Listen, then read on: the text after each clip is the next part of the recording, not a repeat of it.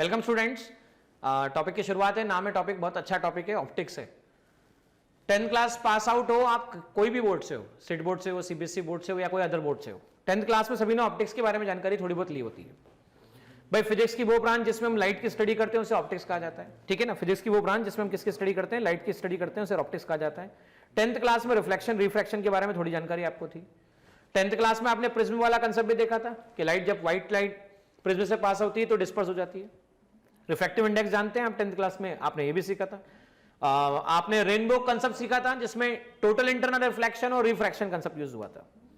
और साथ साथ आपने हम लोगों ने थोड़ा लेंसेज के बारे में भी सीखा था कि लेंस क्या होते हैं, किस तरह के लेंस होते हैं। तो आगे चल के हम ये सब चीजें आगे आज पढ़ने वाले हैं।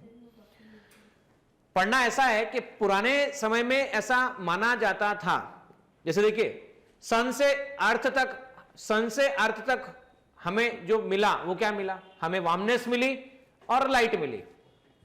भाई ठंड के दिनों में आप खड़े हो जाओ, है ना, जमीन पे खड़े हो जाइए, अर्थ पे खड़े हो जाइए, ठंड के दिनों में आपको गर्मी भी मिलती है। आंखें बंद कर लें तो कुछ दिखता नहीं है, आंखें खोल लें तो कुछ दिखता है। तो जिस कारण दिखता है वो लाइट है। जिस एनर्जी के कारण हमें दिख रहा है वो लाइट है। जिस एनर्जी के कारण हम देख पा रहे हैं वो लाइट है। अब आप सोच रहे होंगे सर एनर्जी तो है, आंखें नहीं तो क्या करेंगे सर, और फिर दिखेगा थोड़ी। तो एनर्जी होना भी जरूरी है, आंखों का होना भी जरूरी है, ठीक है। तीसरी एक और बात जरूरी है, दीवार के पीछे देख पाते हैं क्या आप? हमारे रूम में लाइट है, पड़ोसी के रूम में भी लाइट है, दीवार के पीछे देख सकते हैं क्या आप? क्या आपका विजन इतना तगड़ा है क्या? बिल्कुल नहीं। मतलब यह हुआ कि लाइट होना, आंखों का होना, यह सिर्फ सफिशिएंट नहीं होता।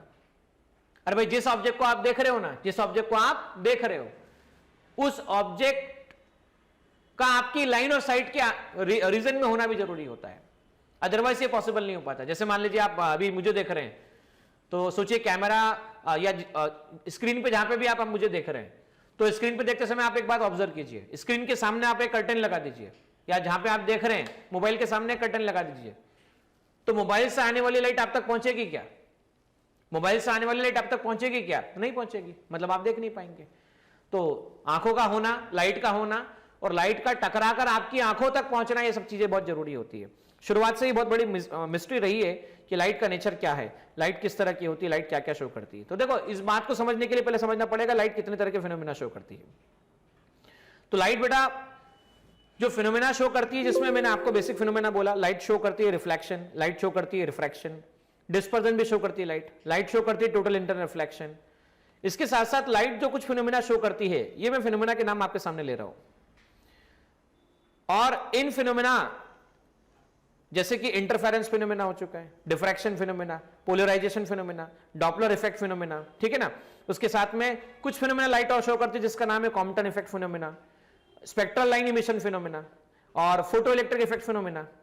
तो देखिए ये सब जो फिनोमेना थे, है ना, हर फिनोमेना हर तरह से समझाया नहीं जा सका। मतलब क्या हुआ, नेचर, लाइट का नेचर समझाने के लिए कुछ लोगों ने कहा है लाइट कॉर्पसेल्स के फॉर्म में होता है। कॉर्पसेल्स मतलब छोटे छोटे पार्टिकल, मैसिव पार्टिकल के फॉर्म में होता है, मासेलेस पार्टिकल के फॉर्म में। कुछ लोगों ने बोला लाइट वेव होता है, और कुछ लोगों ने बोला कि लाइट एनर्जी पैकेट्स होता है। भाई सबसे पहले न्यूटन ने बताया था, न्यूटन कॉर्पस्कुलर थ्योरी के अंदर, कि लाइट कॉर्पसेल्स के फॉर्म में ट्रेवल करता है। और न्यूटन ने अपनी थ्योरी के बेसिस पर कुछ बातें समझाई, और कुछ बातें जो न्यूटन ने समझाई वो जो थी वो रिफ्लेक्शन था, वो रिफ्रैक्शन था। न्यूटन के अलावा एक साइंटिस्ट और रहे थे जिन्होंने कहा था कि लाइट वेव की तरह बिहेव करता है, लाइट वेव की तरह बिहेव करता है। वेव मानते हुए लाइट को उन्होंने रिफ्लेक्शन समझाया, रिफ्रैक्शन समझाया, उन्होंने इंटरफेरेंस समझाया, उन्होंने डिफ्रैक्शन भी समझाया। लेकिन वो नाकाम रहे थे इस बारे में बात करने के लिए कि पोलराइजेशन किस तरह से बताया जाता है। वो उनके ड्रॉबैक्स थे। पोलराइजेशन समझाने वाले व्यक्तियों में हम क्लार्क मैक्सवेल का नाम हम जानते हैं। मैक्सवेल ने कहा था कि लाइट इलेक्ट्रोमैग्नेटिक वेव्स होती है। मैक्सवेल ने क्या कहा था कि लाइट इलेक्ट्रोमैग्नेटिक वेव्स होती है, और इलेक्ट्रोमैग्नेटिक वेव्स पोलराइजेशन शो करती है, ऐसा मैक्सवेल बता चुके हैं। और प्लांक ने कुछ ऐसा सजेस्ट किया कि भाई ये जो इफेक्ट है, फोटो इलेक्ट्रिक इफेक्ट हो गया, साथ साथ में emission of spectral line effect हो गया, कॉम्पटन इफेक्ट हो गया, इन तीनों इफेक्ट को समझाने में ना तो न्यूटन कामयाब रहे ना हाइगन कामयाब रहे। न्यूटन और हाइगन कामयाब नहीं रहे, दोनों फेल हो गए, या उनकी थ्योरी फेल हो गई, बराबर है। तो प्लांक ने एक थ्योरी सजेस्ट की थी कि light is made by small energy packets. Those small energy packets are called photons. उन एनर्जी पैकेट्स को फोटोन कहते हैं और फोटोन थ्योरी के बेसिस पे लाइट को समझाया गया और लाइट को समझा गया। इस तरह से अलग अलग थ्योरीज के बेसिस पे लाइट के सभी बिहेवियर एक्सेप्टेबल नहीं थे, लेकिन सभी बिहेवियर कहीं ना कहीं एक्सेप्टेबल थे। किस सिचुएशन में कौन सा बिहेवियर डोमिनेट करेगा या सिचुएशन पे डिपेंड करेगा। तो लाइट को बेसिकली तीन कैटेगरी में हम डील कर रहे होते हैं। रे ऑप्टिक्स और ज्योमेट्रिकल ऑप्टिक्स कहते हैं ऐसा सेक्शन जिसमें लाइट को हम रे मान के अज्यूम करके हम सॉल्व कर रहे होते हैं या समझ रहे होते हैं, इसे रे ऑप्टिक्स कहते हैं। रे ऑप्टिक्स को समझकर हम कौन कौन से फिनोमेना समझेंगे, तो हम रिफ्लेक्शन समझेंगे, हम रिफ्रैक्शन समझेंगे, डबल रिफ्रैक्शन समझेंगे, टोटल इंटरनल रिफ्लेक्शन समझेंगे, डिस्पर्जन भी समझेंगे। सेकंड ब्रांच जो है वो है वेव ऑप्टिक्स, जिसे फिजिकल ऑप्टिक्स भी कहा जाता है। जैसे इंटरफेरेंस हो गया, डिफ्रैक्शन हो गया, पोलराइजेशन फिनोमेना हो गया, डॉपलर इफेक्ट हो गया, ऐसा फिनोमेना इन फिनोमेना को समझाने के लिए हम वेव ऑप्टिक्स की मदद लेंगे, वेव ऑप्टिक्स का सहारा लेंगे। और इलेक्ट्रोमैग्नेटिक वेव्स, जैसा कि लाइट को बताने वाले इलेक्ट्रोमैग्नेटिक वेव्स होती है लाइट, ऐसा बताने वाले मैक्सवेल पर्सन थे, जो आपको 12th क्लास में पढ़ने को मिलेगा। पार्टिकल नेचर जो लाइट का है उसे समझने के लिए हम किसके बारे में बात करेंगे, पार्टिकल नेचर को समझने के लिए हम डिस्कस करेंगे पार्टिकल नेचर, या कह लीजिए इन सारे इफेक्ट को समझने के लिए लाइट को हम quantum theory, Planck quantum theory की मदद से समझेंगे, जो कि आपको 12th क्लास में पढ़ने को मिलने वाली है। तो हमारा 11th क्लास में जो कंसर्न है बेसिकली वो मेन कंसर्न कौन सा है, रे ऑप्टिक्स और ज्योमेट्रिकल ऑप्टिक्स हमारा मेन कंसर्न है। ठीक है, तो इसी पर हम फोकस करेंगे। यहां पर हम लाइट को क्या मानेंगे, लाइट को हम अज्यूम करेंगे कि लाइट एक तरह का कौन सा वेव होता है, लाइट एक तरह से रे के फॉर्म में अज्यूम करेंगे। तो चलें थोड़ा सा बोर्ड पे समझे, छोटे बड़े पॉइंट्स को हम समझाऊंगा मैं आपको और डिस्कस। देखिए स्टूडेंट, हम यहां बात कर रहे हैं लाइट के बारे में। लाइट मैंने डिस्कस किया कि light is a form of energy. ठीक है, light is form of energy, लेकिन वो एनर्जी जिसके कारण हम देख सकते हैं। मैंने आपसे ये भी कहा था कि इस चैप्टर में आप और हम पढ़ने वाले हैं रे ऑप्टिक्स के बारे में, लेकिन रे ऑप्टिक्स से पहले मैं थोड़ी बेसिक जानकारी आपको देना चाहूंगा जो लाइट के बारे में आपको होना बहुत जरूरी होती है, जिस पर महाराष्ट्र सीटी के एग्जामिनेशन में कई बार क्वेश्चन फ्रेम किए जा चुके हैं, फ्रेम किए जाते हैं और फ्रेम किए जाते रहेंगे। वो ये है कि लाइट को समझाते वक्त इलेक्ट्रोमैग्नेटिक वेव्स माना गया है। कि लाइट कौन सी वेव होती है, लाइट इलेक्ट्रोमैग्नेटिक वेव होती है, और ये इलेक्ट्रोमैग्नेटिक वेव इलेक्ट्रोमैग्नेटिक स्पेक्ट्रम का पार्ट होती है। ये इलेक्ट्रोमैग्नेटिक वेव किसका पार्ट होती है, इलेक्ट्रोमैग्नेटिक स्पेक्ट्रम का पार्ट होती है। और इलेक्ट्रोमैग्नेटिक स्पेक्ट्रम क्या है, तो जितनी भी इलेक्ट्रोमैग्नेटिक वेव्स है उनके सीक्वेंशियल अरेंजमेंट को, सीक्वेंशियल अरेंजमेंट मतलब या तो बढ़ते हुए या कम होते हुए ऑर्डर के अंदर अगर अरेंज कर लिया जाए, बढ़ते हुए या कम होते हुए ऑर्डर के अंदर अगर अरेंज कर लिया जाए, बराबर है क्या, वेवलेंथ और फ्रीक्वेंसी के टर्म में, तो उन्हें क्या कहा जाएगा, इलेक्ट्रोमैग्नेटिक स्पेक्ट्रम कहा जाएगा। So light basically gamma rays, X rays, ultraviolet rays, VIBG, YOR, VIBGYOR, infrared, microwave, और हम साथ साथ बात करेंगे रेडियो वेव। ठीक है स्टूडेंट्स, ये सब में से जो ये पोर्शन आपको नजर आता है इसे लाइट कहा जाता है, इसे विजिबल रीजन कहा जाता है। ये सारे के सारे जो रेज होते हैं इलेक्ट्रोमैग्नेटिक वेव्स कहलाती हैं। विजिबल रीजन में ये तीन वेवलेंथ याद रखना है आपको, बहुत इंपॉर्टेंट है। वॉयलेट के लिए 4000 यूज करेंगे, येलो के लिए आप यूज करेंगे 5500 एंगस्ट्रॉम, और रेड के लिए आप यूज करेंगे बच्चों याद रखिएगा 7800 एंगस्ट्रॉम। ये तीनों वेवलेंथ बहुत इंपॉर्टेंट है। इसमें कई बार एक क्वेश्चन पूछा गया कि सबसे ज्यादा सेंसिटिव कलर कौन होता है आंखों के लिए, तो येलो कलर सेंसिटिव होता है। The most sensitive colour will be yellow colour. ऐसा पूछा गया एग्जामिनेशन में क्वेश्चन कि सबसे कम स्कैटर्ड कौन होता है, तो सबसे कम स्कैटर्ड रेड कलर होता है। तो दूर से अगर देखना हो, दूर से देखना हो तो रेड कलर को यूज किया जाता है, इसलिए मैक्सिमम केसेस में सिग्नल्स जो होते हैं रेड कलर के बनाए जाते हैं, उसका यह कारण होता है। मैंने इलेक्ट्रोमैग्नेटिक वेव्स के बारे में बात की, ये न्यूट्रल्स होती है। न्यूट्रल होती है इसका मतलब इन पर नेट चार्ज जीरो होता है, तो लाइट पर नेट चार्ज जीरो होता है। इसलिए हम अगर हम कहें कि इलेक्ट्रिक फील्ड में अगर लाइट को रखा जाए तो चार्ज ही जीरो है तो कोई फोर्स नहीं लगेगा, और मैग्नेटिक फोर्स को हम जानते हैं QVB फोर्स होता है, जब चार्ज जीरो है तो मैग्नेटिक फोर्स नहीं लगेगा। मतलब अगर लाइट को इलेक्ट्रिक फील्ड से पास किया जाए, लाइट को मैग्नेटिक फील्ड से पास किया जाए, तो लाइट अनडिविएटेड पास होती है, उस पर कोई फोर्स नहीं लगता है। जिस रास्ते पे लाइट आ रही होती है उसी रास्ते से लाइट जा रही होती है, ये याद रखिएगा। साथ साथ speed of light is given as 1/√μ0ε0। जब लाइट वैक्यूम से ट्रेवल करती है तो इसे स्पीड ऑफ लाइट को बताया जाता है √1/μ0ε0, जहां μ0 क्या होता है, परमिबिलिटी ऑफ मीडियम होता है, और ε0 क्या होता है, परमिटिविटी ऑफ मीडियम होता है। लेकिन जब लाइट कहां से ट्रेवल करती है, किसी मीडियम से, तो उसकी स्पीड बताई जाती है 1/μ0। तो म्यू का मीनिंग क्या होता है, म्यू का मीनिंग होता है permeability of what, free space नहीं, परमिबिलिटी ऑफ मीडियम। और एप्सिलॉन का मीनिंग भी क्या होता है, तो एप्सिलॉन का मीनिंग भी परमेबिलिटी ऑफ मीडियम होता है। लाइट की ये बेसिक प्रॉपर्टी समझने के साथ साथ आगे और हम बहुत सारी बातें लाइट के बारे में करते हैं, लेकिन यहां करना उतना ठीक नहीं है। फिर भी ये समझ लीजिएगा कि जब लाइट को एज ए वेव समझाया गया, इलेक्ट्रिक और मैग्नेटिक वेव समझाया गया, इलेक्ट्रोमैग्नेटिक वेव, तो इसमें ये बात थोड़ा ध्यान से देखिएगा। ये इलेक्ट्रिक फील्ड पर लाइट जा रही है राइट साइड, ये मैग्नेटिक फील्ड, ये लाइट जा रही है लेकिन राइट साइड। तो ये हो गया डायरेक्शन ऑफ प्रोपोगेशन। इसे क्या कहा जाएगा बच्चों, डायरेक्शन ऑफ प्रोपोगेशन। तो डायरेक्शन ऑफ प्रोपोगेशन में बात नोटिस करना, ये अलोंग एक्स जा रहे हैं। मैग्नेटिक इलेक्ट्रिक फील्ड हम वाई डायरेक्शन में बात कर रहे हैं और मैग्नेटिक फील्ड की बात हम कर रहे हैं जेड डायरेक्शन में। तो इलेक्ट्रिक फील्ड है ना, मैग्नेटिक फील्ड, तो इलेक्ट्रिक फील्ड लिखा जाएगा E naught sine omega t minus k x, direction of propagation. Magnetic field लिखा जाएगा बी नॉट, ये किस में लिखा गया है, वाई डायरेक्शन में लिखा गया है जेड डायरेक्शन में, B naught sine omega t minus k x.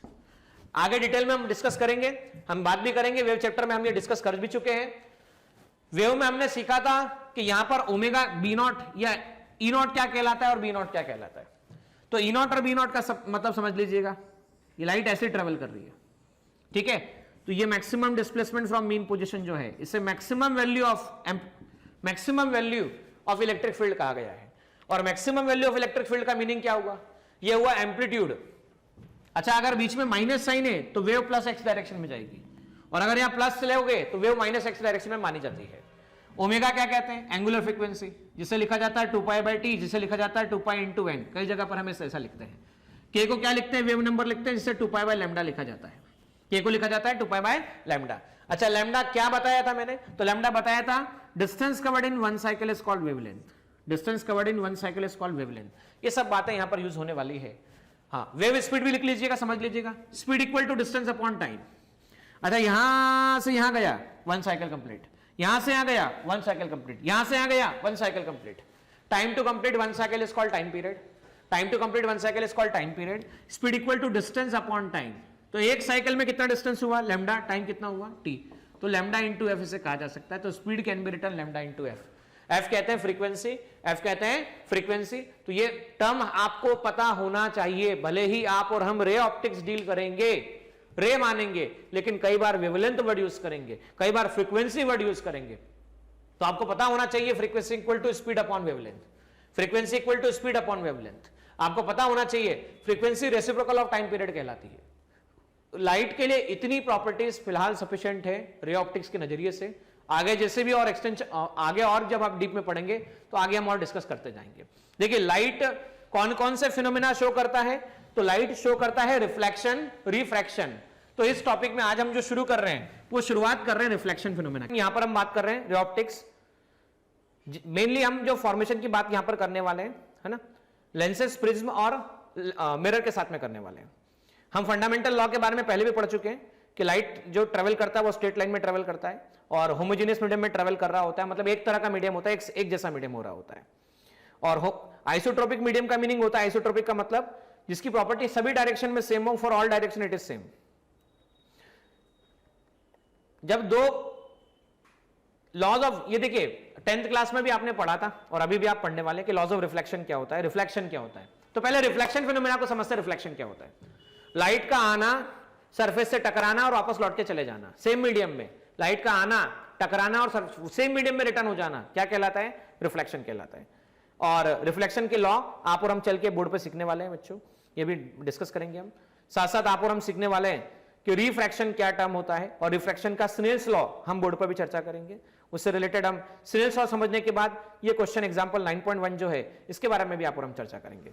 यहां पर जैसा कि आप देख सकते हैं कि छोटा सा ही पार्ट डिस्कस करना है, इसलिए हम स्मॉल में समराइज करके आगे निकल जाएंगे। हाँ, और डीप की जब बात करें तो आप कॉम्पिटिटिव लेवल पर जब जेईई मेंस और नीट के लेक्चर्स देखते हैं तो आपको कॉन्सेप्ट वीडियो में बहुत सारे डिटेल में और बातें मिलने वाली है जिसको हम आगे पढ़ने। देखिए, रिफ्लेक्शन क्या होता है, रिफ्लेक्शन है ना, रिफ्लेक्शन का मतलब जब लाइट रे किसी सरफेस पर आती है, टकराती है और वापस लौट के चली जाती है, रिफ्लेक्शन कहलाता है। जैसे प्लास्टिक की एक बॉल ले लीजिए, प्लास्टिक की बॉल को उठा के आप सरफेस पे थ्रो कीजिए, सरफेस पे आएगी, टकराएगी, टकराकर वापस रिटर्न हो जाएगी। तो वैसे ही रिफ्लेक्शन फिनोमेना समझने के लिए आपको कुछ टर्म समझने की जरूरत है लाइट के लिए, वो है रे टर्म समझने की जरूरत है, लाइन की समझने की जरूरत है। अगर आप दोनों तरफ मान लीजिए इन्फिनिटी तक एक्सटेंड करते हैं तो उसे लाइन कहा जाता है। रे क्या कहा जाता है? जो किसी एक पॉइंट से शुरू होती है और एक्सटेंड अप टू इन्फिनिटी होती है, उसे क्या कहा जाता है? रे कहा जाता है। जो किसी पॉइंट से शुरू होती है और एक्सटेंड अप टू इन्फिनिटी होती है, उसे रे कहा जाता है। और कलेक्शन ऑफ रे क्या कहा जाता है? तो कलेक्शन ऑफ रे, different type of collection of रे जब कर दिया जाए तो इसे बीम कहा जाता है। क्या कहा जाता है स्टूडेंट? बीम। वापस सुनना, दोनों तरफ एक्सटेंड होगी रे, या लाइन, लाइन एक पॉइंट से शुरू होकर इन्फिनिटी तक जाएगी, क्या कहलाएगी? रे। और कलेक्शन ऑफ रे क्या कहलाएगा? बीम। तो अब रे का मीनिंग समझ चुके हैं, तो चलिए रिफ्लेक्शन भी समझ लेते हैं। अब रिफ्लेक्शन जिससे होता है वो दो टाइप की सरफेस होती है। मैं एग्जांपल से समझाऊंगा। आप अपना चेहरा देखते हैं मिरर के अंदर, बराबर है, तो आपको अपना चेहरा दिखता है।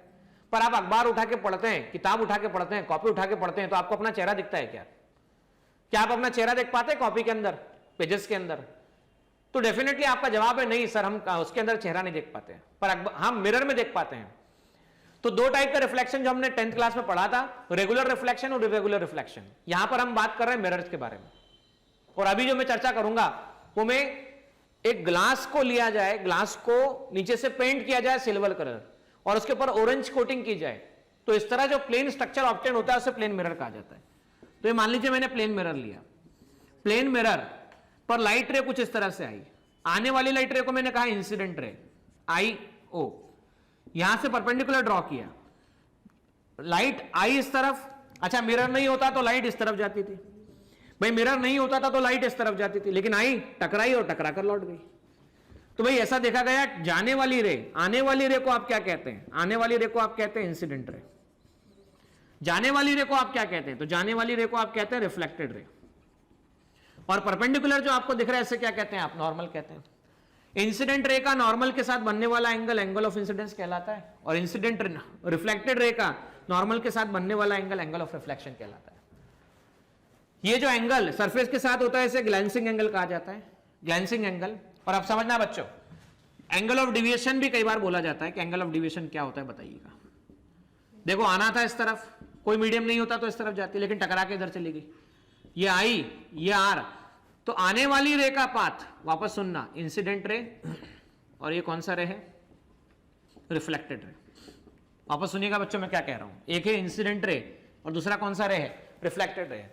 तो आने वाली रे का पाथ और जाने वाली रे का पाथ, इन दोनों के बीच का जो एंगल बनता है उसे कहते हैं एंगल ऑफ डिविएशन। तो लॉज ऑफ रिफ्लेक्शन समझ लेते हैं जो 10th क्लास में सीखा था। पहला लॉ था angle of incidence equal to angle of reflection, angle I equal to angle R, या ऐसा कह सकते हो I O N, angle I O N that is equal to what? N O R, angle N O R, ऐसा कह सकते हैं हम लोग। दूसरा, इंसिडेंट रे, रिफ्लेक्टेड रे और normal lies in same plane. तो देखो तीनों के तीनों बोर्ड के प्लेन में दिख रहे हैं आपको। चलो अब समझते हैं। मान लो आपसे कहा गया, एग्जांपल समझना, कि भाई 60 डिग्री पर लाइट आई तो बताओ कितने पे जाएगी? तो आप कहेंगे जितने पे आई उतने पे जाएगी। आपसे कह दिया किसी ने कि लाइट भाई नॉर्मली आई, नॉर्मली मतलब इस तरफ आई, ऐसा ऐसा ना आते हुए इसको आपने ऐसा कर दिया, तो सर बोले जब ऐसा किया परपेंडिकुलर आएगी तो टकरा के परपेंडिकुलर जाएगी। अब देखिए एंगल ऑफ डिविएशन पूछा जाता है कि एंगल ऑफ डिविएशन कैसा होगा। तो देखो, आने वाली रे इस तरफ गई, जाने वाली रे इस तरफ गई। भाई आने वाली रे इस तरफ गई, जाने वाली रे इस तरफ गई। आने वाली रे, इनके पाथ में देखो टोटल क्या बोलेंगे हम? I plus r plus del. आपको कितना दिख रहा है? 180 दिख रहा है। Angle of incidence equal to angle of reflection की मदद से आप क्या लिख पाएंगे? सर बोले हम लिख पाएंगे 180 माइनस 2i। तो समझो ध्यान से, आपसे पूछा जाता है इस क्वेश्चन में कि भाई आने वाली रे का नॉर्मल के साथ बनने वाला एंगल 60 डिग्री है, आने वाली रे का नॉर्मल के साथ बनने वाला एंगल 60 डिग्री है। एंगल ऑफ इंसिडेंस अगर 60 डिग्री हो तो डेविएशन कितना होगा? तो देखो डेल कैसे निकालते थे? 180 माइनस 2 इंटू 60, तो आप लिख सकते थे 180 माइनस 120, और 180 माइनस 120 कितना आता है आपके पास में? डेविएशन 60 डिग्री डेविएशन कुछ निकल कर आता है। इस तरह से आप और हम डेविएशन निकाल सकते हैं। मान लीजिए अगर आपसे कह दिया जाता कि आने वाली रे 30 डिग्री एंगल पर आ रही है तो बताओ डेविएशन कितना होगा? तो आप क्या जवाब देते थे? आप कहते थे sir del equal to 180 minus 2 into 30, del equal to 180 minus 60। 180 minus 60 को आप सीधा लिख पाते थे 120 degree. This will be the 120 degree angle for deviation. देखिए स्टूडेंट, हमने लॉज ऑफ रिफ्लेक्शन पढ़ा, एंगल ऑफ इंसिडेंस पढ़ा, एंगल ऑफ रिफ्लेक्शन समझा, एंगल ऑफ डेविएशन के बारे में थोड़ी बहुत जानकारी ली।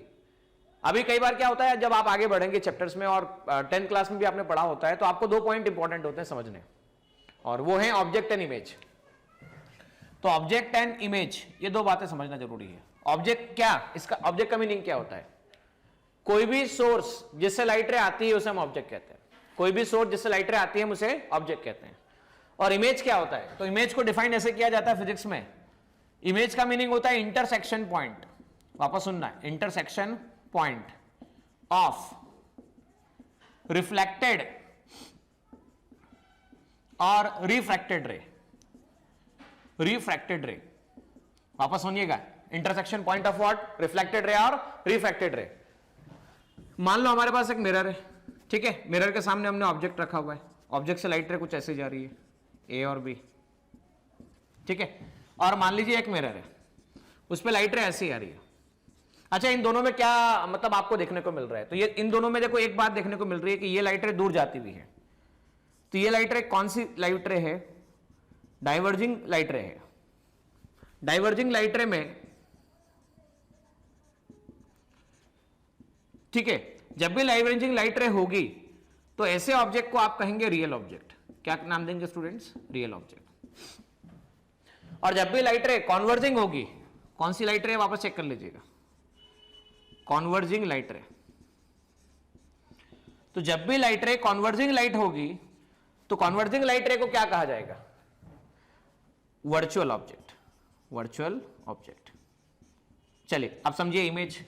इमेज के बारे में मैं चर्चा कर रहा था आपसे। इमेज के बारे में मैंने क्या कहा? Intersection point of reflected ray और रिफ्रैक्टेड रे। मान लीजिए आपके पास में लाइट रे है, ये ऑब्जेक्ट आपने रखा, लाइट रे ऐसा गया, ठीक है, अब लाइट रे ऐसी आई, टकराकर ऐसी गई। अब जब टकराकर लाइट रे ऐसी गई, ठीक है, अब ये मुझे बताइए ए बी कौन सी रे है? सर ए बी आने वाली रे है। आने वाली रे मतलब इंसिडेंट रे। और सी डी कौन सी रे है? तो बोले सर सी डी जाने वाली रे है। जाने वाली रे को हम कौन सी रे कहते हैं? तो जाने वाली रे को हम कहते हैं रिफ्लेक्टेड रे। ये कौन सी रे है? Incident ray. अब समझिए, एक हो गया इंसिडेंट रे, दूसरा हो गया रिफ्लेक्टेड रे। क्या सीडी रे आपस में कभी अपने आप से मुलाकात कर रही है क्या? क्या ये सीओडी अपने आप से मिलेगी क्या? तो बोले सर सीओडी अपने आप से नहीं मिलेगी। अपने आप से नहीं मिलेगी मतलब हम क्या कहेंगे? Virtual image. क्या बोलेंगे हम इसे? Virtual image. और देखो ऐसी इमेज को मैं बैक साइड एक्सटेंड करके मिला देता हूं। When I extend this rays, तो ऐसा लगेगा कि यहां से आती हुई नजर आ रही है।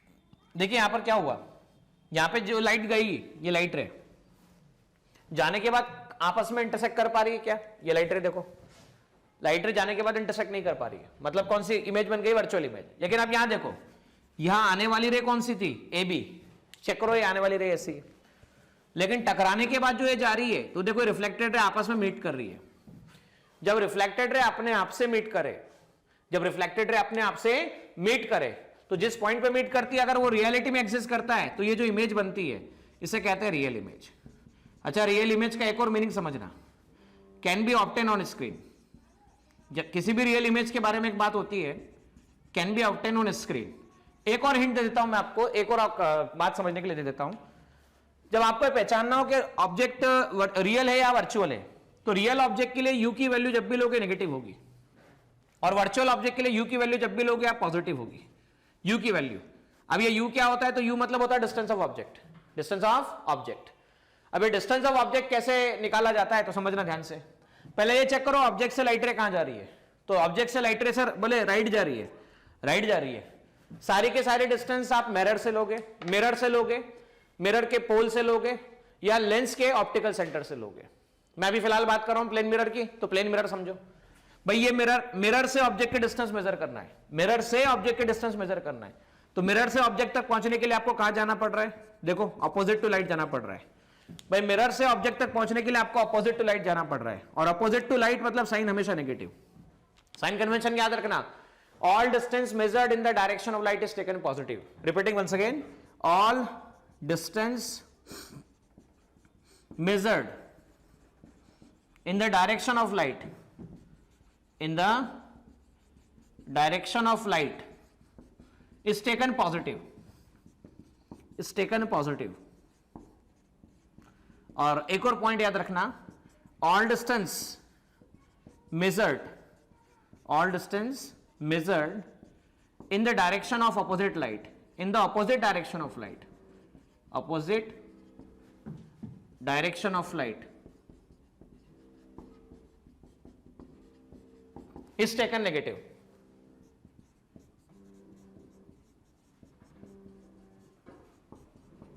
ठीक है, अब इस हिसाब से देखिए ध्यान से, ये रहा आपके पास में ऑब्जेक्ट। अब देखो यहां पर अगर आप पीछे घूमने गए, लाइट यहां पर आ रही है, तो क्या आपको कहीं से कहीं तक ऑब्जेक्ट मिल पाएगा पीछे जाने पर?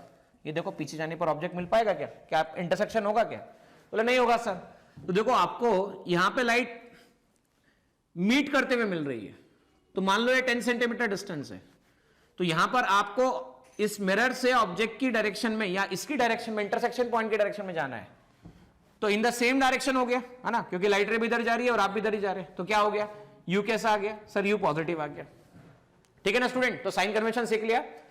अब हम मिरर के बारे में डिफरेंट केसेस देखेंगे कि मिरर पे क्वेश्चन जो महाराष्ट्र सीटी में फ्रेम हुए क्वेश्चन हैं, जेडब्ल्यू मेंस में फ्रेम हुए क्वेश्चन है, नेट में क्वेश्चन फ्रेम हुए हैं, उनके बेसिक कंसेप्ट को समझेंगे और आगे हम और स्टडी करने वाले हैं। ठीक है, तो हम क्या क्या सीखेंगे, क्वेश्चन कैसे आते हैं। देखो क्वेश्चन आते हैं कि मिरर के सामने कोई व्यक्ति खड़ा है, तो उसको देखने के लिए, अपना कंप्लीट बॉडी को देखने के लिए कितने मिरर की रिक्वायरमेंट होगी। भाई कोई ऑब्जेक्ट मिरर से किसी डिस्टेंस पर है, तो बताओ इमेज कितने डिस्टेंस पे बनेगी, ये क्वेश्चन आएगा एक। फिर क्वेश्चन आएगा मिरर के लिए कि जब दो मिरर आपस में इंक्लाइन हो तो एंगल ऑफ डिविएशन की वैल्यू निकाल के बताओ कि एंगल ऑफ डिविएशन की वैल्यू कितनी निकल कर आती है आफ्टर रिफ्लेक्शन के बाद में। फिर एक क्वेश्चन ऐसा फ्रेम होता है कि दो मिरर आपके पास में इंक्लाइन है, उनके बीच में कोई ऑब्जेक्ट को रख दो, तो इमेज काउंटिंग का कंसेप्ट बताइए कि इमेज कैसे निकाली जाएगी, how to find the image in this case. तो ये सारे कंसेप्ट हम आगे अभी चल के सीखने वाले हैं। ठीक है, और reflection through plane mirror complete होने के बाद ऑब्जेक्ट की वेलोसिटी और इमेज, इसके बारे में भी आप और हम चर्चा करने वाले हैं। मतलब क्वेश्चन ऐसे भी आते हैं कि मिरर है, आप भाग के गए मिरर के सामने, ठीक है, तो आपके भागने पर आपकी जो स्पीड है उसकी मदद से बताइए इमेज की स्पीड कितनी होगी। भाई आप जा रहे हो 10 मीटर पर सेकंड से, तो बताओ इमेज कितने मीटर पर सेकंड से जाएगी। ये बोल के भी क्वेश्चन फ्रेम हुए हैं। फिर कभी ऐसा क्वेश्चन भी आता है कि भाई आप अगर मिरर की तरफ जा रहे हो और मिरर आपकी तरफ आ रहा है, तो बताओ इमेज किस डायरेक्शन में जाएगी, कैसे जाएगी, इस बारे में क्वेश्चन आएगा बेटा। ठीक है ना, तो हम ये डिस्कस करने वाले। देखिए स्टूडेंट, यहां पर बात कैसी है, क्वेश्चन ऐसा आता है कि भाई मान लीजिए आपके पास एक प्लेन मिरर है, प्लेन मिरर के सामने ऑब्जेक्ट रखा हुआ है, मान लीजिए प्लेन मिरर के सामने ऑब्जेक्ट है, तो ऑब्जेक्ट अगर किसी डिस्टेंस पर है एक्सो पर, तो इमेज कहां पर बनेगी आपको बताना है। तो प्लेन मिरर के बारे में आप और हम एक बात जानते हैं, क्या जानते हैं कि प्लेन मिरर से नॉर्मल इंसिडेंस पे अगर कोई लाइट गई तो सेम उसी पाथ पर होकर निकल जाती है। और दूसरा हम जानते हैं, मान लो प्लेन मिरर से किसी एंगल पे हमने लाइट ली, तो नॉर्मल ड्रॉ कीजिए, नॉर्मल के साथ आने वाली रेखा बनने वाला है एंगल, एंगल ऑफ इंसिडेंस। ये लाइट आएगी, टकराएगी और इस तरफ निकल जाएगी, एंगल ऑफ इंसिडेंस या एंगल ऑफ रिफ्लेक्शन। तो ये हो गए इंसिडेंट रे, और ये कौन सी रे हो गई, तो ये हो गई रिफ्लेक्टेड रे, जाने वाली। अच्छा देखिए, ये लाइट रे ऐसी आई है ना, लाइट ऐसी आई, टकरा के ऐसे चली गई, तो जाने वाली रे ये हो गई। लाइट रे ऐसी आई, टकरा के ऐसे चली गई। अच्छा एक बात पूछता हूं, ये दोनों जो जाने वाली रे है, ये वाली रे है और ये वाली रे है, आपस में मिलेगी क्या? वापस सोचना, लाइट आई, टकराई, ऐसे निकल गई, यहां पे लाइट आई, टकराई, ऐसे निकल गई। अब टकराने के बाद जब ये लाइट इधर गई, टकराने के बाद जब ये लाइट इधर गई, मेरा एक क्वेश्चन है आपसे, सिंपल क्वेश्चन है, क्या क्वेश्चन है पता है आपको? क्या ये दोनों लाइट अपने आप से मुलाकात करेगी? तो देख के आप बता सकते हैं कि दोनों लाइट अपने आप से मुलाकात नहीं करेगी। जब नहीं करेगी तो नेचर बताओ मुझे, ऑब्जेक्ट कैसा बन रहा है या इमेज कैसी बनेगी, क्योंकि हमने ऑब्जेक्ट और इमेज के बारे में स्टडी करना है कि ऑब्जेक्ट कैसा है। देखो ऑब्जेक्ट से लाइट रे कैसी है, ऑब्जेक्ट से लाइट रे दूर जाती हुई है, ऑब्जेक्ट से लाइट रे दूर जाती हुई है। जब भी ऑब्जेक्ट से लाइट रे दूर जाती हुई होगी तो कौन सा ऑब्जेक्ट कहते हैं? तो हम इसे रियल ऑब्जेक्ट कहते हैं। हम इसे कौन सा ऑब्जेक्ट कहते हैं? रियल ऑब्जेक्ट कहते हैं। और हम कहते हैं intersection point of reflected ray और रिफ्रैक्टेड रे, इसे इमेज कहा जाता है। ये रही जाने वाली रे, तो इनका इंटरसेक्शन पॉइंट इमेज कहलाएगा। लेकिन ये तो खुद अपने आप से तो मिल नहीं मिल रही है, तो बैक साइड मिलवाएंगे हम। बैक साइड एक्सटेंड किया तो आप देख सकते हैं आपको आई मिलेगा। आई मतलब this is image, this is nothing but image, I. तो हमने मिलाया, बिहाइंड द मिरर मिलाया, अपने आप से नहीं मिला, तो कौन सी इमेज है? वर्चुअल इमेज है। अब हमें यही बताना है कि ये इमेज डिस्टेंस कितनी है या इनमें रिलेशन कैसा है। X I with respect to mirror, position of object, किसके रिस्पेक्ट में? मिरर के रिस्पेक्ट में। पोजीशन ऑफ इमेज किसके रिस्पेक्ट में? मिरर के रिस्पेक्ट में। अब देखो बच्चों, इसको एक्सटेंड किया, ये आपके पास आई है तो ये वाला एंगल भी आई होगा, ये 90 डिग्री है, तो यहां से आप ज्वाइन कर दो तो ये एंगल भी आपको 90 डिग्री दिख रहा है। अच्छा ये आर है तो देखो ये एंगल भी आपको आर मिलेगा। सर ऐसा क्यों? ये देख सकते हो, suppose this is R angle, then this is also R angle. अच्छा यहां पर जानते हैं आप लॉज ऑफ रिफ्लेक्शन से, by laws of reflection we know that, हम क्या जानते हैं बच्चों लॉज ऑफ रिफ्लेक्शन की मदद से, कि एंगल ऑफ इंसिडेंस की वैल्यू एंगल ऑफ रिफ्लेक्शन के इक्वल है। तो ये दो ट्राइंगल ले लीजिए, मान लीजिए मैं ये दोनों ट्राइंगल की बात कर रहा हूं, एक इस ट्राइंगल की बात कर रहा हूं, एक इस ट्राइंगल की बात कर रहा हूं, तो angle of incidence angle of reflection की हम बात कर रहे हैं, we are talking about angle of incidence. भाई अगर ये आई है, ये आर है, ये आई है, ये आर है, तो मैं इसे आई भी लिख सकता हूं। ये 90 है, 90 है, तो दो एंगल सेम हो गए, 90 डिग्री सेम हो गया तो थर्ड एंगल भी सेम हो गया। एक साइड कॉमन हो गई, एक साइड क्या हो गई बच्चों? कॉमन हो गई, ये साइड कॉमन हो गई। तो डेफिनेटली हम ये कह सकते हैं कि इस ट्रायंगल के बारे में बात वैलिड होगी कि जब तीनों एंगल सेम हो और एक साइड कॉमन हो तो कॉन्ग्रुएंसी लगाया जा सकता है। मतलब जितना पोजीशन ये डिस्टेंस का होगा उतना ही ये होगा, मतलब जितनी ये डिस्टेंस साइड होगी उतना ही ये साइड होगी। मतलब क्या होगा? Position of object in mirror जितनी होगी, पोजीशन ऑफ इमेज भी इन मिरर भी इतनी होगी। अच्छा, rate of change of displacement is called what? Rate of change of displacement is called velocity. तो हम ऐसा कह सकते हैं, तो rate of change of displacement is called velocity के हिसाब से आप देखो,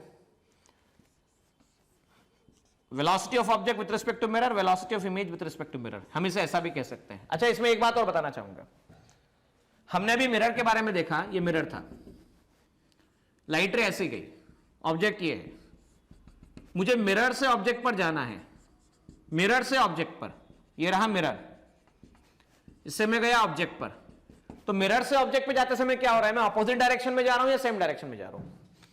सो I am moving in opposite direction, मतलब नेगेटिव साइन, तो मैं यहां पे नेगेटिव साइन ले लेता हूं। और जब इमेज की बात की थी हम लोगों ने, तो हम मिरर से इमेज पे जा रहे थे, तो देखो इन द डायरेक्शन ऑफ लाइट जा रहे थे। लाइट रे की डायरेक्शन क्या है? तो लाइट रे आपके पास में इस तरफ जा रही है, तो हम कहां जा रहे हैं? In the direction of light जा रहे हैं। और in the direction of light गए, इसका मतलब क्या हुआ बताओ मुझे? In the direction of light मतलब पॉजिटिव, तो ये पॉजिटिव लिया, ये नेगेटिव, तो velocity of object with respect to mirror minus velocity of image with respect to mirror. अब देखो क्वेश्चन समझना, क्वेश्चन बड़ा आसान है। किसी ने कहा है, क्वेश्चन ऐसा कहा है कि अब ऑब्जेक्ट है, ठीक है, ऑब्जेक्ट अगर 20 सेंटीमीटर डिस्टेंस पे खड़ा हुआ है ऑब्जेक्ट, तो आपको बताना है इमेज की डिस्टेंस कितने पर होगी। तो देखो position of object with respect to mirror equal to position of image with respect to mirror with negative sign. Image की पोजीशन मिरर में निकालनी है तो -20 सेंटीमीटर, ठीक है ना। ऑब्जेक्ट की पोजीशन मैग्नीट्यूड की अगर हम बात करें तो जितनी डिस्टेंस पे ऑब्जेक्ट की पोजीशन है उतनी डिस्टेंस पे इमेज की पोजीशन भी होने वाली है। Position of image with respect to mirror will be 20 centimetre only, 20 centimetre only. अब देखो इसमें क्वेश्चन क्या पूछा गया, इसमें क्वेश्चन पूछा गया है भाई आपके पास एक ऑब्जेक्ट है, ऑब्जेक्ट भागना शुरू करता है 20 मीटर पर सेकंड से, मिरर शुरुआत में रेस्ट पर है, मिरर शुरुआत में रेस्ट पर है, तो आपसे पूछा गया बताओ वेलोसिटी ऑफ इमेज क्या आएगा। So velocity of mirror with respect to ground 0 है, तो हम जानते हैं velocity of object with respect to mirror, ठीक है, क्या होता है? Minus of velocity of image with respect to mirror. Relative velocity concept में हम सीख चुके थे, पढ़ चुके थे कि velocity of A with respect to B क्या कहते हैं? Velocity of A with respect to B को कहा जाता है velocity of A with respect to ground minus velocity of B with respect to ground. तो हम कह सकते हैं velocity of A with respect to ground minus velocity of B with respect to ground, velocity of object with respect to ground minus velocity of mirror with respect to ground, velocity of image with respect to ground minus velocity of mirror with respect to ground, इसे ऐसा कहा जा सकता है। अब देखो mirror की velocity ground के रिस्पेक्ट में 0 है, ये भी 0 है, तो सीधा क्या कह सकते हैं? ऑब्जेक्ट की velocity with respect to ground minus image की velocity with respect to ground.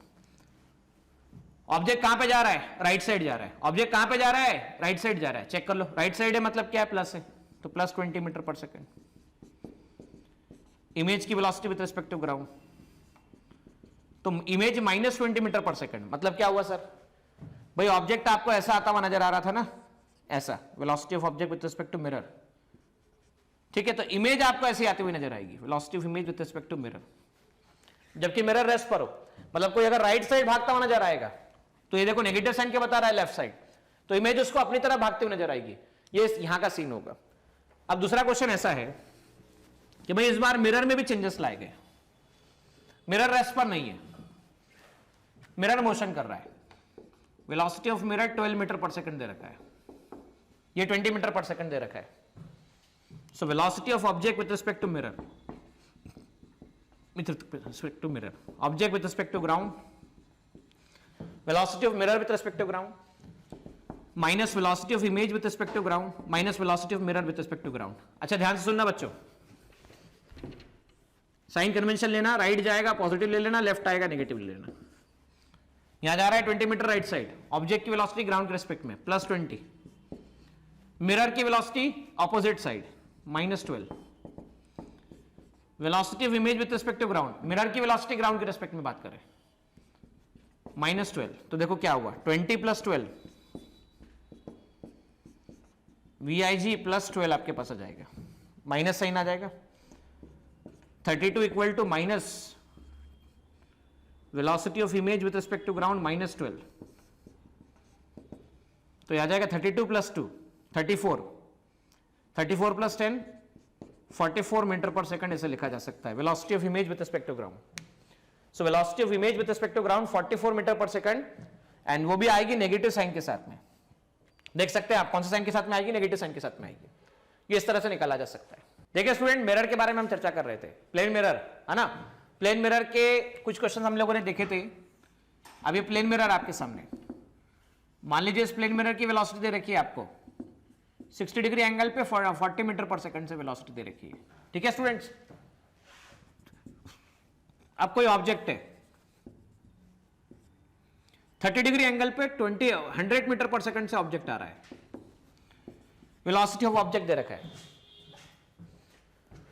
अब वेलोसिटी ऑफ ऑब्जेक्ट जो दे रखा है और वेलोसिटी ऑफ मिरर जो दे रखा है विद रिस्पेक्ट टू ग्राउंड दे रखा है, ठीक है ना। तो अब हमें क्या करना है, हमें यहां पर बताना है कि वेलोसिटी ऑफ इमेज कितना होगा, वेलोसिटी ऑफ इमेज कितना होगा, ये आपको बताना है कि what will be the velocity of image. या मैं सिर्फ तब बोलता हूं वेलोसिटी ऑफ ऑब्जेक्ट बोला जाए, वेलोसिटी ऑफ मिरर बोला जाए, है ना, तो किसके रिस्पेक्ट में, तो डेफिनेटली ग्राउंड के रिस्पेक्ट में चल रहे हैं। इन दोनों के बारे में हमें बात करनी है, we have to answer about that. चलिए पहले क्या सीखा था हम लोगों ने, हमने सीखा था position of object with respect to mirror -XIM, position of image with respect to mirror, यहां पर हम सीख चुके थे। उसके बाद आपने और हमने सीखा था differentiation, rate of change of displacement is called velocity, तो माइनस डिफरेंशिएशन XIM, इसे ऐसा लिखा जा सकता है। Velocity of object with respect to mirror, velocity of image with respect to mirror, ऐसा हम देख चुके हैं। So velocity of object with respect to ground minus velocity of mirror with respect to ground minus velocity of image with respect to ground minus velocity of mirror with respect to ground. अब यहां पर हमें निकालना क्या है, velocity of object with respect to ground, velocity of mirror with respect to ground, velocity of image with respect to ground plus velocity of mirror with respect to ground, velocity of image with respect to ground twice of velocity of mirror with respect to ground minus velocity of object with respect to ground, ऐसा हम कह सकते हैं। अब देखो इसमें क्या फर्क पड़ा, मिरर की वेलोसिटी ग्राउंड के रिस्पेक्ट में निकाला जाए तो कैसे निकाला जाएगा भाई, ग्राउंड के रिस्पेक्ट में मिरर की वेलोसिटी, ये हो गया वेलोसिटी ऑफ मिरर का x कंपोनेंट और ये हो गया आपके पास वेलोसिटी ऑफ मिरर का y कंपोनेंट। ये velocity of mirror with respect to ground, x component मतलब -i, y कंपोनेंट मतलब j। So velocity of mirror with respect to ground में क्या हुआ, velocity of mirror with respect to x -i, velocity of mirror with respect to y +j, इसे ऐसा कहा जा सकता है। देखिए ये हुआ 40, ये हुआ 60। अब हम क्या कहते हैं, cos 60 degree base upon hypotenuse, तो VMX अपॉन 40, तो VMX कितना आ चुका है 40 cos 60, cos 60 1/2 मतलब 20, so 20 -i velocity of mirror with respect to ground, मैं ऐसा कह सकता हूं। अब इसको आगे क्या लिखा जा सकता है, my मतलब sin थीटा, sin 60 डिग्री के बारे में बात करेंगे हम, तो sin 60 कितना हो गया, परपेंडिकुलर अपॉन हाइपोटेनियस, परपेंडिकुलर कितना है VMY, हाइपोटेनियस कितना है 40, तो 40 sin 60, 40 sin 60 मतलब कितना आया 40 √3/2, तो 20 √3, ये आ गया आपके पास में +j, ठीक है ना। तो this is what velocity of mirror with respect to ground 20 - j and 20 √3 + j cap, यहां पर ऐसा कहा जा सकता है। अब ये निकालने के बाद velocity of object with respect to ground की हम बात कर लेते हैं। Let us talk about velocity of object with respect to ground. ये रहा आपके पास में 10 metre per second, 100 metre per second. ये रहा आपके पास 30 degree angle. So velocity of object with respect to ground का x component, velocity of object with respect to ground का वाई कंपोनेंट, है ना, ये वाई कंपोनेंट। एक्स मतलब प्लस आई और वाई मतलब प्लस जे कहा जा सकता है। तो हम क्या कह सकते हैं, velocity of object with respect to ground ये आ जाएगा velocity of object with respect to ground का x component i cap, velocity of object with respect to ground का वाई कंपोनेंट, और ये प्लस जे कैप है। ये कौन सा जे कैप है स्टूडेंट्स, प्लस जे कैप है। वापस आपके सामने क्या है भाई, थीटा के सामने परपेंडिकुलर सबसे लार्जेस्ट हाइपोटेनस बचा हुआ बेस, तो cos 60 डिग्री निकाल लो। बोलो cos 60 कितना होगा सर, बोले बेस अपॉन हाइपोटेनस, तो बेस होगा हाइपोटेनस कितना आपके पास में, तो 100 है। 100 cos 60 मतलब 100/2, 100/2 मतलब 50, तो 50 प्लस आई ऐसा निकाला जा सकता है, प्लस ऑब्जेक्ट की velocity sin 60 degree perpendicular upon hypotenuse, perpendicular y component hypotenuse कितना है 100, तो 100 sin 60 मतलब 100√3/2, 50√3 आ गया आपके पास में, 50√3 आपके पास में प्लस जे कैप निकल कर आता है। ठीक है, तो ये आया। अब इसकी वैल्यू पुटअप करेंगे तो आंसर आने वाला है। तो चलिए देखिए इसकी वैल्यू पुटअप करते हैं, आंसर आएगा। So velocity of image with respect to ground क्या आएगा, twice of velocity of mirror with respect to ground, 20 minus I plus 20√3 plus J cap minus velocity of object with respect to ground 50i plus 50√3 J cap, ऐसा कह सकते हैं। 40 minus I 40√3 plus J cap minus 50i minus 50√3 J cap, तो ये आ जाता है -40 minus 50 minus 90 plus आई minus 10√3 plus जे cap. अच्छा मॉड निकालने जाओगे तो क्या आएगा ग्राउंड के रिस्पेक्ट में, -90 का स्क्वायर 10√3 का होल स्क्वायर, ऐसा निकाला जा सकता है। So this will be your final answer. यहां पर एक क्वेश्चन और है, ये एक मिरर है, प्लेन मिरर, दूसरा एक प्लेन मिरर है, इनके बीच का एंगल थीटा है, 60 डिग्री दे रखा है, कुछ भी हो सकता है। एक लाइट है, पैरेलल इंसिडेंट हुई है, आपको बताना है कि जब रिफ्लेक्शन के बाद लाइट जाएगी तो टोटल एंगल ऑफ डेविएशन कितना फॉर्म होगा। भाई देखो लाइट आई, प्लेन मिरर से टकराई, यहां से हमने नॉर्मल ड्रॉ किया, we have drawn normal. Normal draw करने के बाद की कंडीशन, ये 60 डिग्री है तो ये भी एंगल 60 डिग्री होगा, तो ये एंगल 30 डिग्री होगा। अच्छा ये 30 डिग्री हुआ तो मैं आपको डिविएशन कंसेप्ट पढ़ा चुका हूं। डिविएशन कंसेप्ट में मैंने आपसे कहा था डिविएशन होता है 180 माइनस 2i, 180 माइनस 2i, तो आई कितना 30 डिग्री। तो जाना था इस रास्ते पे, जाना था इस रास्ते पे, लेकिन डेल 180 माइनस 2 इंटू 30 60 मतलब 120 डिग्री, 120 से डिविएट होगा लाइट, तो आने वाली लाइट का एंगल 30 डिग्री और जाने का भी 30 डिग्री। तो मान लीजिए नॉर्मल के साथ 30 डिग्री एंगल पे गई, ये 30 डिग्री एंगल बना, फिर से नॉर्मल ड्रॉ करेंगे आप। मान लीजिए परपेंडिकुलर ड्रॉ किया आपने नॉर्मल, ठीक है, तो नॉर्मल, अब नॉर्मल जाना था इस तरफ, टकरा के किसी एंगल पे लाइट जाएगी इस तरफ, तो आया किस रास्ते से, इस रास्ते से, गया किस रास्ते पे, इस रास्ते पे। तो डिविएशन का मतलब क्या, आने वाली रे का पाथ और जाने वाली रे के पाथ का बीच का जो एंगल होता है उसे एंगल ऑफ डिविएशन कहा जाता है। ठीक है ना। तो भाई हमें यह समझना है कि हम कैसे इस तरह से इस प्रॉब्लम को सॉल्व करें, तो थोड़ा ध्यान सुनिएगा। ये 60 डिग्री, ये 30 डिग्री, तो डेफिनेटली ये भी 60 डिग्री आपके पास होगा, क्योंकि 60 60 60 180 मान लेता हूं ये x है और ये मान लेता हूं y है। तो देखो 60 प्लस 60 प्लस x 180 डिग्री आपके पास है, तो x इक्वल टू आ गया 180 माइनस 120 मतलब 60 डिग्री, x प्लस y आपके पास में 90 डिग्री है, तो x 60 डिग्री, y कितना हो गया 90, तो y आपके पास कितना आ गया 30 डिग्री आ गया। So basically y is what, second surface के लिए आने वाली रे का बनने वाला एंगल। देखो यहां से जाने वाली रे, यहां से क्या है आने वाली रे है, तो सेकंड सरफेस के लिए जाने वाली रे का बनने वाला एंगल, ये आ गया y। तो मैं कह सकता हूं पहला डिविएशन del 1 कितना आ गया, तो पहला डिविएशन आ गया 180 माइनस 2i, दूसरा डेविएशन कितना आ जाएगा, डेल टू, तो 180 माइनस 2y, 180 माइनस 2y। अब समझने पे ध्यान देखिए यहां पर क्या हुआ, यहां पर हम लोगों ने देखा आने वाली रेखा ये 60 डिग्री एंगल, तो ये 60 डिग्री एंगल। अच्छा नॉर्मल ड्रॉ किया, नॉर्मल मतलब क्या होता है, perpendicular to surface, perpendicular to surface मतलब ये 60 तो ये 30, 60 प्लस 30 90 होगा, ये 30 तो ये भी 30 होगा। अच्छा ये 30 ये भी नॉर्मल है ना, नॉर्मल है, तो नॉर्मल मतलब टोटल 90 है, अगर टोटल 90 है ये 30 है तो ये भी 60 होगा, ये 60 ये 60 प्लस एक्स, तो 60 plus X equal to 180, X equal to कितना आ गया, 60 डिग्री आ गया। लाइट इधर से आई, टकराई, टकराकर इधर लौटी, परपेंडिकुलर टू सरफेस एक्स और वाई, तो एक्स प्लस वाई 90 डिग्री आता है, तो एक्स कितना है आपके पास में 60 डिग्री प्लस वाई 90 डिग्री, तो वाई 30 डिग्री आपके पास आता है।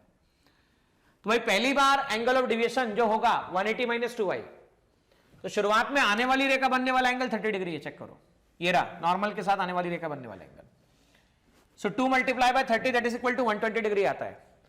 अब दूसरी बार जब रिफ्लेक्शन हो रहा है तो मिरर के साथ में बनने वाली रेखा एंगल y है, सो 180 माइनस 2y, तो 2 इंटू वाई, वाई कितना है, तो y आपके पास में 30 डिग्री है, तो वापस देखो 120, तो 120 प्लस 120 कितना आता है, 240 डिग्री आता है। अब इसको ऐसा समझो 60 को थीटा ही लेते हैं आप, ये थीटा लिया, ये लाइट रेखा बनने वाला एंगल थीटा, ये थीटा नॉर्मल, ये नॉर्मल तो 90 माइनस थीटा, ये 90 माइनस थीटा, तो angle of incidence equal to angle of reflection, ये 90 माइनस थीटा, ये भी 90 माइनस थीटा। अब ये 90 माइनस थीटा 90 माइनस थीटा, तो ये आ गया थीटा। अच्छा ये थीटा थीटा तो plus X, theta theta plus X equal to 180, तो एक्स इक्वल टू कितना आ गया 180 माइनस 2 थीटा।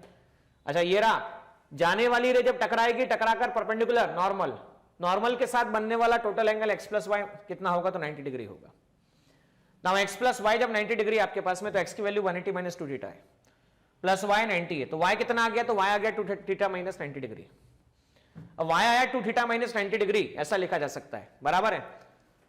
मतलब पहली सरफेस के लिए एंगल ऑफ इंसिडेंस की वैल्यू आई जो है वो 90 माइनस थीटा है पहली सरफेस के लिए, और दूसरी सरफेस के लिए y 2 थीटा माइनस 90 है। तो देखो 180 माइनस 2y 90 माइनस थीटा, तो 180 माइनस 180 प्लस 2 थीटा आंसर आता है पहले वाले का।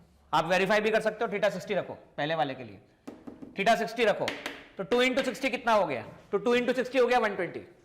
अच्छा इसमें एक बात और सोच रहे हो क्या, एक बार और देख रहे हो क्या, यहां देख रहे हो आप कि थीटा पे डिपेंड है ना कि आई पे डिपेंड है, थीटा पे डिपेंड है ना कि आई पे डिपेंड है। जब लाइट पैरेलल होती है ना, जब लाइट पैरेलल पहले किसी मिरर के पैरेलल होती है तो वो थीटा पे डिपेंड होती है ना कि आई पे डिपेंड होती है। सेकंड देखो ध्यान से, सेकंड टाइम टकराया, नॉर्मल के साथ आने वाली रेखा बनने वाला angle y, 180 minus 2y, y मतलब 2 इंटू वाई, वाई की वैल्यू कितनी है, तो 2 थीटा माइनस 90 है, 2 थीटा माइनस 90, तो इसे सॉल्व करने पर 360 माइनस 4 थीटा आता है। अच्छा नेट डिविएशन निकाले, del 1 plus del 2, 2 theta plus 360 minus 4 theta, 360 minus 2 theta, 360 को क्या लिखते हैं 2 pi minus 2 theta, 360 minus 2 into theta, theta कितना है चेक करो, थीटा 60 डिग्री है, तो 2 मल्टीप्लाई बाय 60 कितना आता है 120, 360 माइनस 120 आंसर कितना आया, 360 माइनस 120 आंसर कितना आया 240 डिग्री। तो इधर से भी जाइए या इधर से भी जाइए, दोनों तरफ आंसर सेम ही आ रहा है। यहां पर क्वेश्चन में अब जो टॉपिक हम पढ़ रहे हैं इमेजेस बिटवीन टू मिरर की बात कर रहे हैं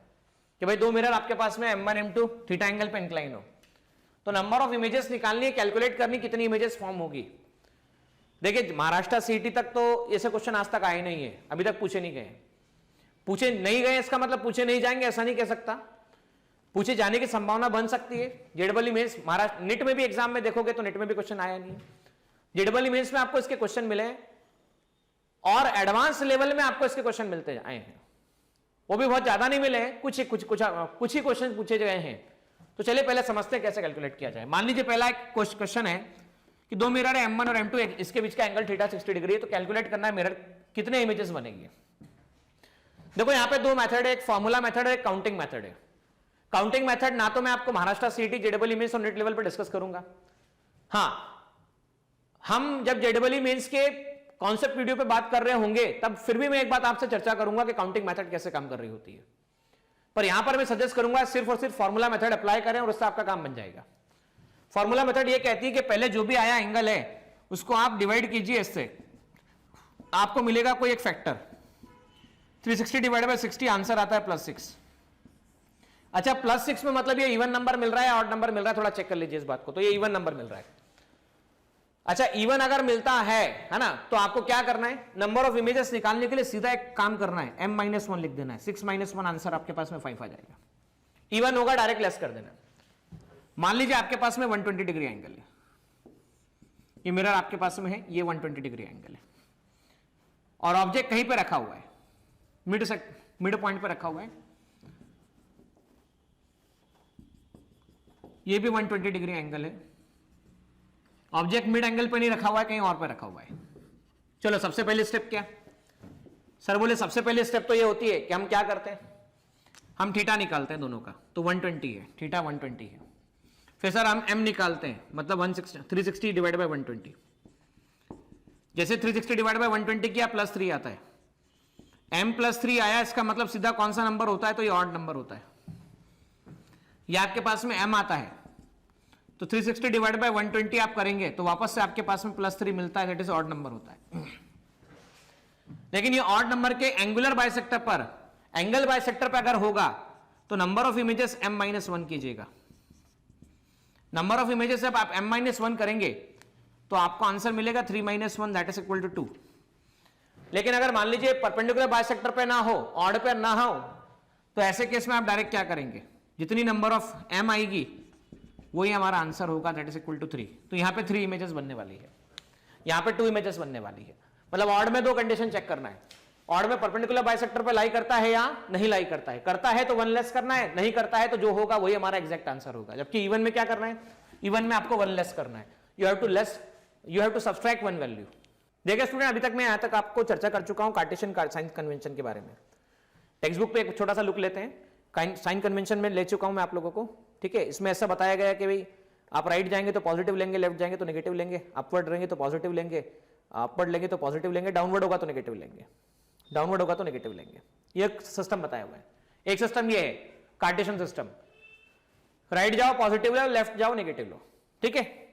दूसरा सिस्टम ऐसा है, ये हम डिस्कस कर चुके हैं, ठीक है। इसके बारे में मैं आपसे चर्चा कर चुका हूं, ये वाला टॉपिक भी मैंने डिस्कस कर दिया, कार्टेशियन सिस्टम में साइन कन्वेंशन कैसे लिया जाता है, इसके बारे में मैं बात कर चुका हूं कि all distance are measure from the pole, या किसी मिरर से या लेंस से मेजर की जाएगी। इसको आप चाहें तो ऐसा थोड़ा देख भी लीजिए, देखिए कैसे। पहली बात तो मैं इसके ऑप्टिकल सेंटर से डिस्टेंस मेजर करूंगा। पहले मुझे यह चेक करना चाहिए कि लाइट कैसे जा रही है। तो देखो यहां से लाइट ट्रेवल करते हुए इधर की तरफ जा रही है, यहां से लाइट ट्रेवल करते हुए इधर की तरफ जा रही है, यहां से लाइट ट्रेवल करते हुए इधर की तरफ जा रही है, ठीक है।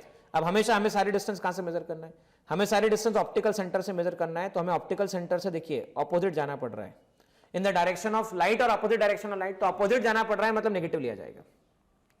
अब यहां इसे इस वाले सिस्टम से जो टेक्स्ट बुक में बताया गया उससे देखेंगे आप, तो भाई जो ऑप्टिकल सेंटर है इसको आप क्या मान लीजिए, ओरिजिन मान लीजिए।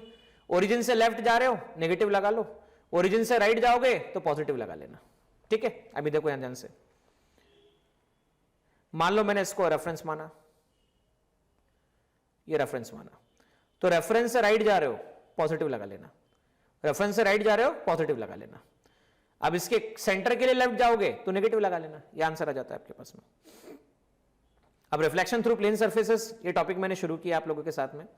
रिफ्लेक्शन थ्रू प्लेन सर्फेसेस में सबसे पहली बात तो मिरर की आती है कि जब दो मिरर आपस में थीटा एंगल पे इंक्लाइन हो, जिसके बारे में अभी मैंने आपसे चर्चा की, तो थीटा एंगल पे इंक्लाइन होने पर नंबर ऑफ इमेजेस जो होती है मल्टीपल रिफ्लेक्शन के कारण वो स्टेबल से समझाई जा सकती है। मैं बता चुका हूं पहले आपको क्या करना चाहिए, एम कैलकुलेट करना चाहिए। एम आता है 360 डिवाइड बाय थीटा, और एम ये डिस्कशन हो चुका है बोर्ड पर, इसलिए मैं थोड़ा फास्ट जाऊंगा। देखो 120 डिग्री एंगल था, थीटा एन की वैल्यू 3 आई थी, जिसे मैंने एम से बताया था। बाइसेक्टर पे होता था तो 1 लेस करना है, तो 3 - 2 1 आ जाएगा, 3 - 1 2 आ जाएगा। और बाइसेक्टर पे अगर ना हो तो 120 डिवाइड बाय 120 डिवाइड बाय ये कह लीजिए 360 डिवाइड बाय 120, तो 3 आ गया। और बाइसेक्टर पे अगर नहीं लाई करता है तो केवल जितने इमेजेस हैं उतने ही होंगे। अब देखो वहां से यहां पर देखो 110, तो 3.28 जब ऐसा फ्रैक्शन में आ जाए तो लेस देन 5 हो तो आप जो नंबर होगा वो ले लीजिएगा। मतलब क्या सर, देखो 3.28 है, 0.2 है मतलब 3 के क्लोजर है, तो 3 ले लीजिए, ये 4 आया, ये 4 आया, ठीक है। 90 के केस में इवन आएगा तो 1 लेस कर देना। 4.5 आया तो भी इससे 4 के क्लोजर ले लीजिएगा। 5 आया 72 डिग्री एंगल रखने पर, कैसे सर कैसे निकाला, तो भाई देखो थीटा आपने 72 डिग्री लिया, तो 360 डिवाइड बाय 72 जब आप करेंगे तो क्या आ जाएगा, 5 आ जाएगा। 5 मतलब ऑड नंबर है या इवन नंबर है, तो ऑड नंबर है। ऑड नंबर मतलब अगर एंगल बाइसेक्टर पे होगा तो 1 लेस करना है, और एंगल बाइसेक्टर पे नहीं होगा तो जो वैल्यू आएगी वही हमारा आंसर होगा। 6 आया मान लो 3, जो मैंने अभी केस आपसे बोर्ड पे डिस्कस किया था, तो कहीं पे भी रखिए 1 लेस कर दीजिए। 7.2 आया, क्लोजर टू 7 है, क्लोजर टू 7 है इसका मतलब 7 कर दीजिए। अच्छा 7.8 आता तो क्या करते, आप 8 के बारे में बात कर रहे होते थे, वहां पर 8 ले लीजिए होते। अब देखो क्या बोला गया, small object is kept symmetrical between the two plane mirror inclined at 30 degree angle. This is angle is now gradually increased to 41 degree. The object being symmetrical all the times. Symmetrical मतलब it's bisector पे रखा हुआ है. Number of images visible during the process. देखो 360 को आप divide कर दो किससे, 38 से, तो आंसर आता है 9.47। तो मैं कह चुका हूं क्लोजर टू आपके पास में 9 ही है, तो 9 ले लीजिए।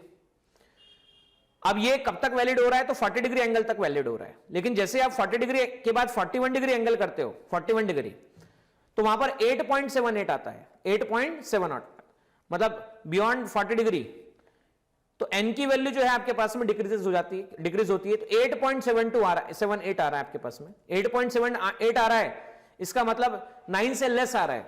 अब देखो यहां पे क्लोजर टू 9 है, क्लोजर टू 9 है, लेकिन एक्चुअलिटी में इमेज प्रॉपर नहीं बनती है।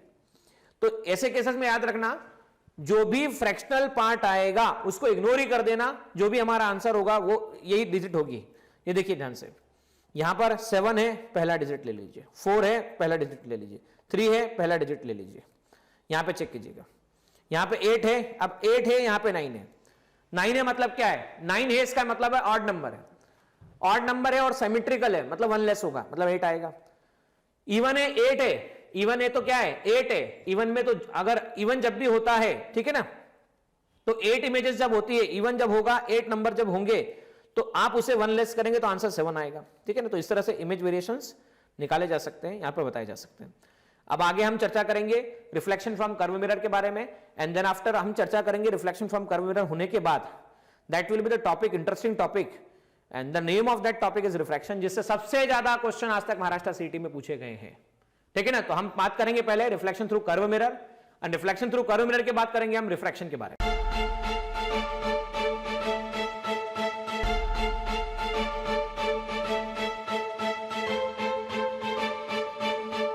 पुरोहित अकॅडमी, मेन ब्रांच प्रभात चौक, MJ कॉलेज रोड, लोकमान्य हॉस्पिटलच्या बाजूला, जळगाव, आणि पांडे क्लासेस जवळ, बंधन बँके शेजारी, ट्रॅफिक गार्डनच्या समोर, जळगाव।